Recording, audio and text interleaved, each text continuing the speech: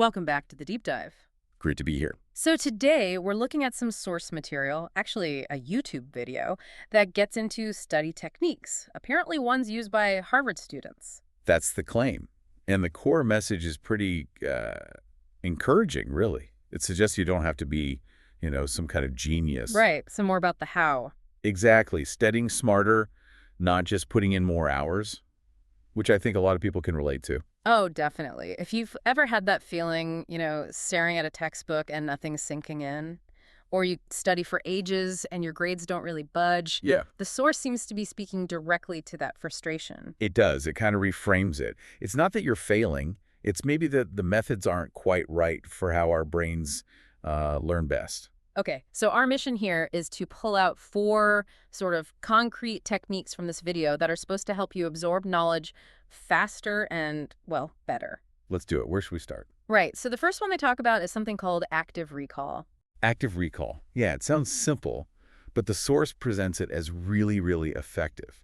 It's basically moving away from just passively rereading your notes or the textbook. Okay. Instead, you actively test your memory.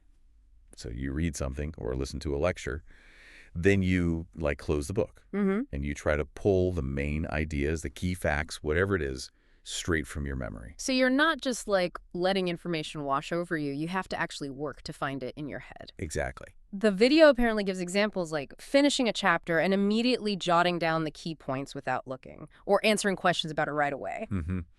It's that retrieval part that's key. From a brain science angle, every time you successfully drag that information out of your memory, Yeah. you're strengthening the connections, the neural pathways Yeah. for that specific piece of information. It gets easier to recall next time. It's like building a muscle. The retrieval itself is the workout. Got it. Okay, so active recall helps get stuff in and make it stick. But what about, actually understanding it, not just memorizing? Ah, good question. That leads perfectly into the second technique they mentioned, the Feynman technique, Feynman. named after the physicist Richard Feynman. The source kind of boils it down to read to know, write to master, teach. Teach. Yeah, you take a concept you're trying to learn and you try to explain it out loud or write it down in the absolute simplest terms possible. Like you're teaching a kid. Exactly. Or someone who knows nothing about the subject. No jargon, just simple language. And the point is, if you stumble. Right. If you stumble or you have to use complicated terms you can't simplify or you can't quite connect the dots logically. Then you don't really get it yet. Precisely. It immediately shows you where the gaps in your understanding are. So you go back to your notes or the book, figure out that specific point, and then try the explanation again. That's quite a sharp way to diagnose problems. It really is. It forces you to break things down to their core ideas and build them back up yourself. It moves you from just passively knowing about something to actively understanding how it works. Okay, makes sense. So we have active recall for memory, Feynman for understanding, but studying takes time, right? Sure. How do you manage the actual study sessions? Well, that brings us to technique number 3, which is all about structure. The 50-10 rule. 50-10 sounds like a timing thing. It is. The idea is pretty straightforward. Work with intense focus, 0 distractions for 50 minutes. 50, okay. Then you take a mandatory 10-minute break, completely step away, then you repeat the cycle. And the 0 distractions part is probably key. Crucial, according to the source.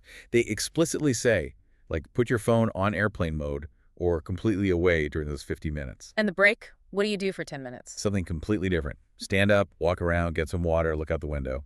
But importantly, not checking email or social media. Nothing mentally demanding. Give your brain a real rest. So it's about managing focus, preventing burnout. Yeah, exactly.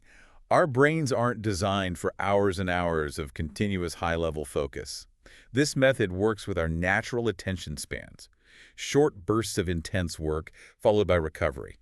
It apparently helps maintain higher quality focus over a longer total study period. Right, makes sense. You get more done in those focus blocks. The source suggests maybe 3 or 4 cycles can be super productive. Okay, active recall, Feynman, 50-10 rule. What's the 4th one?